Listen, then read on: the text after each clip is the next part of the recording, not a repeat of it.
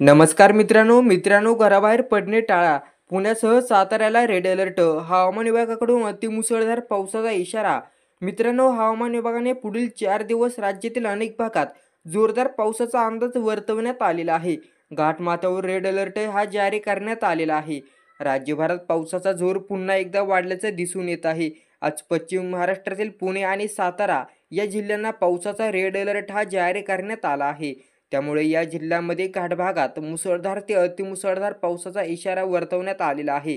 हवामान विभागाने पुढील 4 दिवस राज्यातील अनेक भागात जोरदार पावसाचा अंदाज वर्तवण्यात आलेला आहे। घाटमाथ्यावर रेड अलर्ट हा जारी करण्यात आलेला आहे। गेल्या काही दिवसांपासून कोकण आणि मध्य महाराष्ट्राच्या घाटमाथ्यावर मुसळधार पाऊस होत आहे। शनिवारी दिवसभर पावसाची संततधार सुरू होती। पुढील 4 दिवस विदर्भ, मराठवाड्यातील काही भागात जोरदार पावसाची शक्यता वर्तवण्यात येत आहे।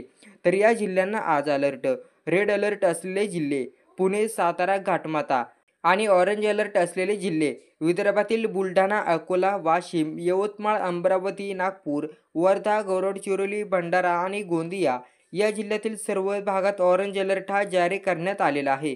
तर महाराष्ट्रातील आज येलो अलर्ट असलेले जिल्हे कोल्हापूर, नाशिक, नगर, धुळे, जळगाव आणि नंदुरबार, मराठवाड्यातील छत्रपती संभाजीनगर, जालना, बीड, परभणी, हिंगोली, नांदेड जिल्ह्यांना येलो अलर्ट हा जारी करण्यात आलेला आहे।